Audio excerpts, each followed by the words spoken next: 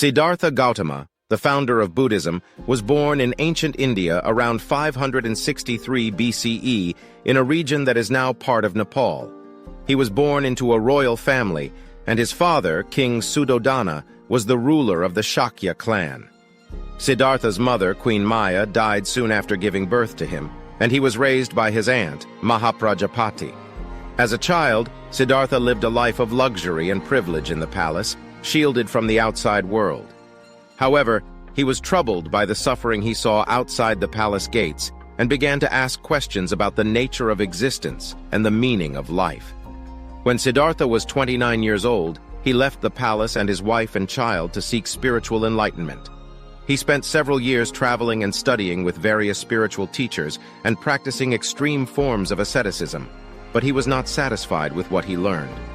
Eventually, he realized that the path to enlightenment lay not in extreme asceticism or in indulging in worldly pleasures, but in a middle way that avoided both extremes. One day, Siddhartha sat down under a Bodhi tree in Bodh Gaya, India, and vowed not to rise until he had achieved enlightenment. After several days of meditation, he achieved enlightenment and became the Buddha, which means the awakened one. After his enlightenment, the Buddha spent the rest of his life teaching others about the Four Noble Truths and the Eightfold Path, which are the core principles of Buddhism. He traveled throughout India, attracting disciples and teaching them how to achieve enlightenment and end their suffering.